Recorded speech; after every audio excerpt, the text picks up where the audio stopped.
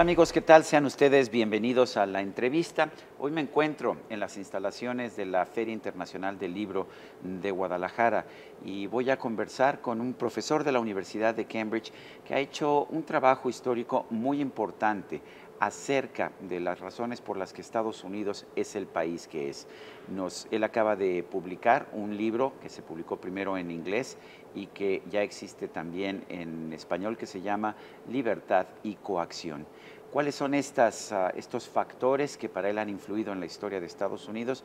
Vamos a escucharlo directamente de él, vamos a hablar en inglés para que usted pueda escucharlo directamente en su lengua natal. Gary Gerstle, thank you very much for being with us.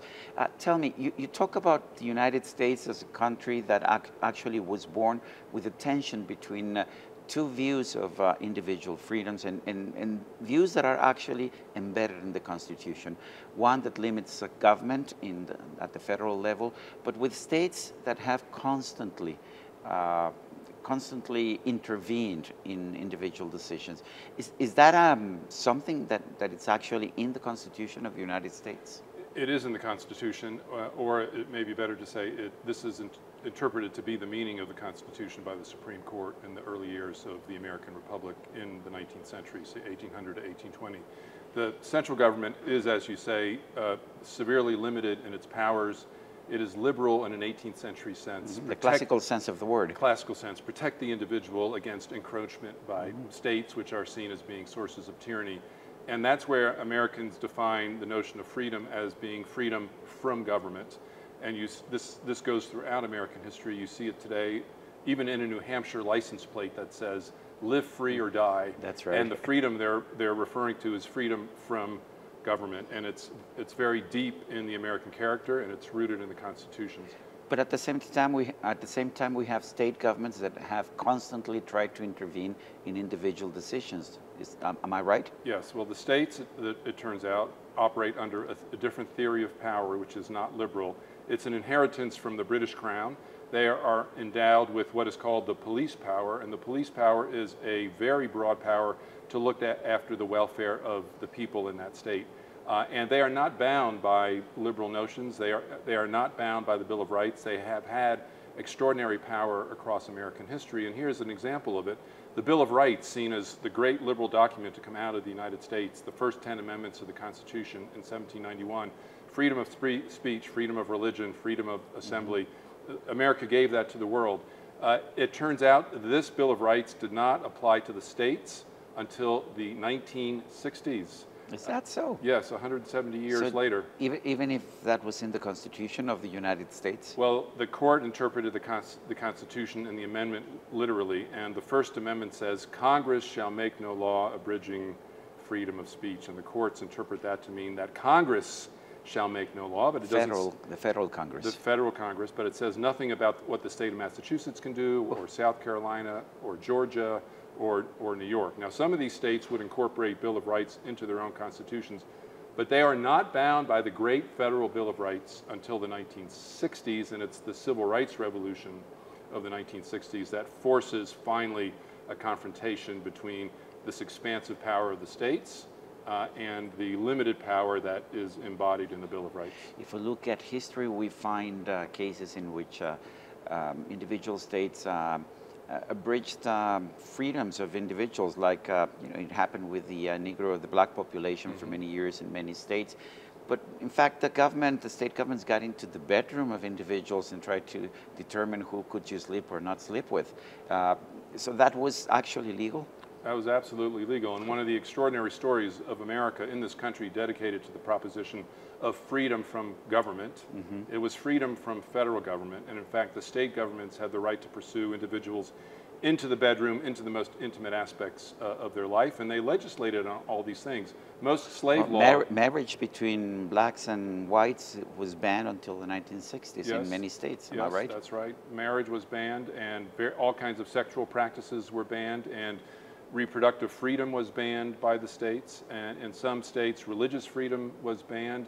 Whether you could shop on the Sabbath or not, the state had the right to tell you whether you could do it. They had extraordinary power. This is one of the hidden stories of American history, and thus one is confronted with a paradox, and this is the paradox I explore in the book. How could a country so dedicated to the proposition that freedom is freedom from government, how could they then pursue people and try to control them in the most intimate spaces of their lives? How could they do both at once? And the contradiction between what the federal government can do and what the states can do turns out to be the solution to that riddle. Professor Gerstle, you have an introduction for Spanish readers in your book, in the Spanish version of the book, and you tell us that this idea that the U.S. was some kind of a unique example of republic in the Americas is not really the right vision. It's not really what happened, because we were always told that was what made America unique, that it was a republic that was an example for everyone else. Tell me about it. Well, this is a conceit in the United States too. This is a story that Americans like to tell of themselves, that they were the only fully realized republic in the Western Hemisphere, that their revolution was the only one that succeeded in completely eliminating the old regime, the colonial inheritance from Britain. And the story that Americans tell about themselves is that Latin American republics did not succeed in this way, that the Spanish inheritance was much more powerful, was much more burdensome, and constantly interfered with the ability of republics in Latin America to work.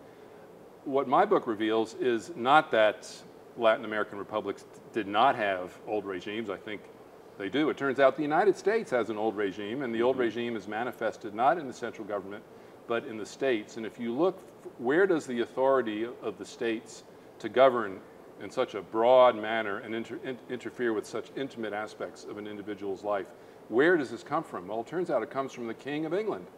It was his sovereign power in the 18th century to look after his people, to raise them up when they needed to be raised up, to discipline them when they needed them, when he needed to discipline them. This power vested in the king somehow survives the revolution and becomes encoded in the laws of the various state governments. This is an old regime. And it turns out America, in its own democracy, in its own republic, has to struggle with the problems of this old regime, and it renders the history of the United States and the history of its republicanism much more comparable to the struggles of Latin American republics. My story of American democracy is ultimately a story of great imperfection, contradiction, paradox, unfulfilled ambitions. Well, this begins to sound rather Latin. And so I think one of the benefits of my book in its Spanish version is that it will allow for a kind of comparison between the experience of democracy in Latin America and the experience of democracy in the United States, which had been barred by these earlier interpretations which said the United States is up here in terms of its republicanism and Latin America is down here. And my book says, no, no, no, no. They're both struggling and they're both on the same plane. They're not the same, but let's compare these experiences. In this latest book, you don't deal with migration, but let me tell you, I am the son of an immigrant family in Mexico, but I was also an immigrant in the United States, and I always had the impression that part of the strength, the economic strength of the U.S. came from migration. Now we have a totally different attitude, at least from the President of the United States. How important is migration for the U.S.? There was a historian of immigration in the United States, a man named Oscar Handlin, who wrote a very famous book called The Uprooted, and the opening lines of that book are, "Once I thought to write the story of the immigrant in America. Then I discovered that immigrants were the story of, of America. Of American history." That's a very good line. And wherever you look in American history, immigrants are there. 35 million immigrants came between 1820 and 1920 into a society that numbered only 76 million in 1900. Another 35 million came between 1965 and 2010. These are enormous figures. You can't imagine America without its immigrant masses, its immigrant workers, and I would say its immigrant dynamism. So it's been very important in that regard, very important in that regard. And periodically, because of the immigration, there are moments when the population, the actual population of the United States is so different from the imaginings of older Americans that there's a crisis and there's a feeling, there's a backlash among the older Americans saying, and what they say is, these people are so different, America will no longer be America if we allow them to continue to come. They're not assimilating, they're not integrating, they're bringing their strange ways with them. The United States has had this issue in the past, and they have gotten over it. Yeah, well, I remember the complaints about the Irish immigrants and the complaints about the Polish immigrants in the early 20th century. So this is not the first time there's this kind of reaction from the Americans. Am I right? There was an earlier moment in the early 20th century, precisely what you said, that the Irish could not become good Americans, Italians could not, Jews could not, Greeks could not. And that's why America shut its immigrant gates to the world. It excluded almost everybody from the 1920s to the 1960s. And in that period, what happened? The Italians who could not become good Americans became good Americans. The Jews who could not become good Americans became good Americans. Today, they are regarded as the great patriots. So the idea that Mexicans and other Latino immigrants cannot be good Americans is, the history of America demonstrates otherwise. But there are these moments of stress where the conception that Americans have of what America is so different from the population. And yet, history tells us that America can get through these moments of crisis and redefine itself in ways that both render the immigrants patriots and change the boundaries of America to allow for the culture of the immigrants to be integral. Now you have a president, Donald Trump, who says that you have to make America great again and that America has to come first. Looking at history, you're a historian after all, what are the lessons? Does he have the right solution, or is he going wrong? I think he's terribly wrong. And I think what we're seeing in Trump and also elsewhere in the world, there's a huge backlash against immigration. There's a huge backlash against globalization. And some of the issues being raised by people like Trump are real. Inequality is severe, and global travel has become problematic.